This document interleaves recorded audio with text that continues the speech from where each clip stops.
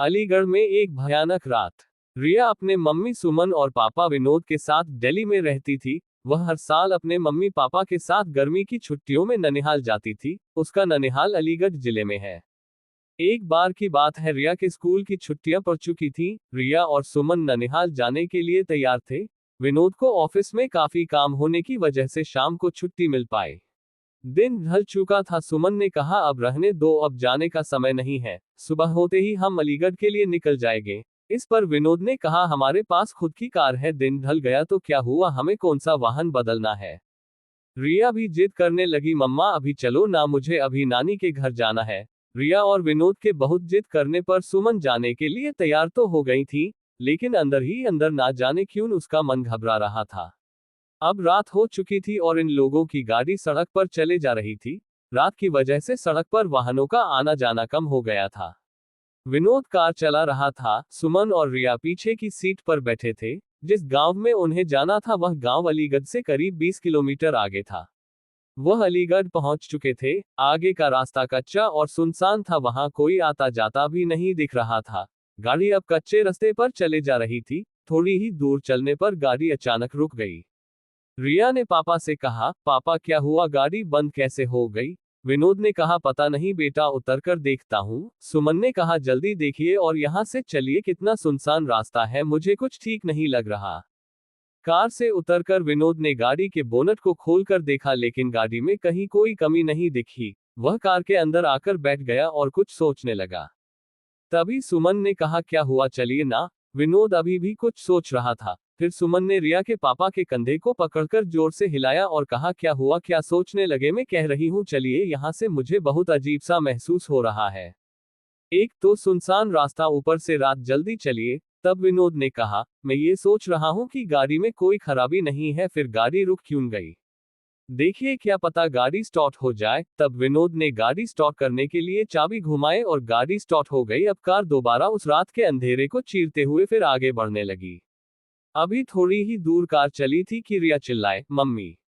एकदम से विनोद ने कार को रोका। दोनों मम्मी पापा रिया से कहने लगे, क्या हुआ बेटा, चीखी क्यों। इस पर रिया ने कहा, पापा मुझे ऐसा लगा जैसे हमारी कार के नीचे एक आदमी और औरत आ गए हैं।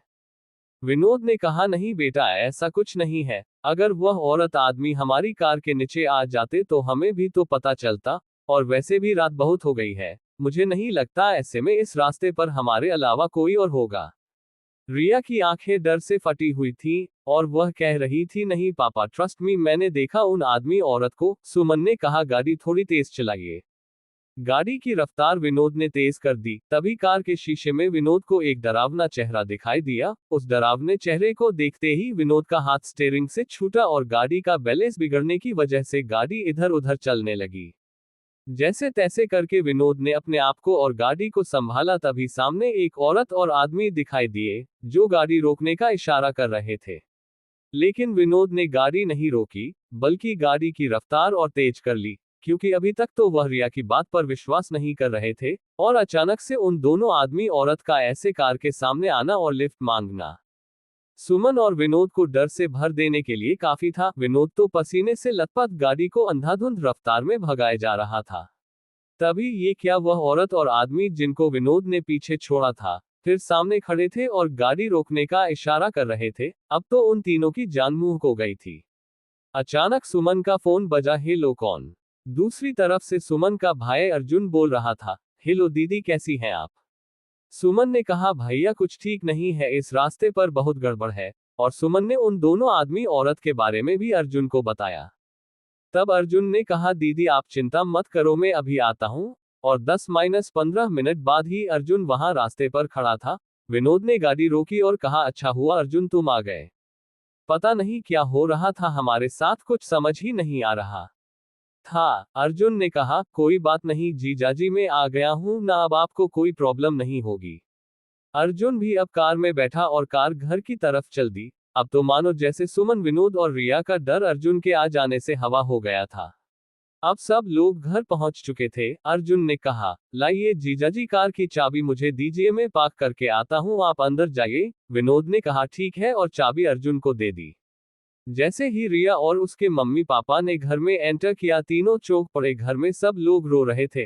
और सामने किसी की लाश पड़ी थी। ये देख सुमन और विनोद दंग थे कि क्या हुआ है घर में, और हमें अर्जुन ने कुछ नहीं बताया। सुमन की मां ने रोते हुए सुमन से कहा, बेटा तेरा भाई अर्जुन अब इस दुनिया में नहीं रहा। इतना सुनते ही सुमन, विनोद और रिया के पैरों तले जमीन खिसक गई। सुमन को विश्वास ही नहीं हो रहा था, क्योंकि जो भाई घर के बाहर तक उसके साथ था, घर में उसकी लाश पड़ी हुई थी, ये देखने के लिए कि कहीं यह मेरा वहम तो नहीं। सुमन ने अर्जुन के चेहरे से कफन हटाया। हाँ, ये सच था, सामने जो लाश पड़ी थी वह अर्जुन की ही थी। सुमन के पिता ने बताया कि रात 9 बजे अर्जुन अपनी बाइक से घर आ रहा था, तभी उसकी बाइक को एक ट्रक ने जोरदार टक्कर मारी, जिससे उसके सर में चोट आए और मौके पर ही उसकी मौत हो गई। अगर अर्जुन मर चुका था तो जो बाहर था वह कौन था? दोस्तों, कभी कभी ऐसा होता है कि हमारे अपने हमसे दूर जाने के बाद भी किसी ना किसी नजर से जटे रह जाने हैं, जैसे घर के। दोस्तों, कभी कभी ऐसा होता है कि हमारे अपने हमसे दूर जाने के बाद भी किसी ना किसी वजह से जुड़े रह जाते हैं, जैसे घर के किसी सदस्य में मरने वाले का हद से ज्यादा प्रेम, या और भी बहुत सारी वजह हो सकती है। इस कहानी के बारे में अपनी राय देना ना भूलें। मैं फिर लौटूंगा ऐसी ही कहानी के साथ, तब तक अपना ख्याल रखें। धन्यवाद।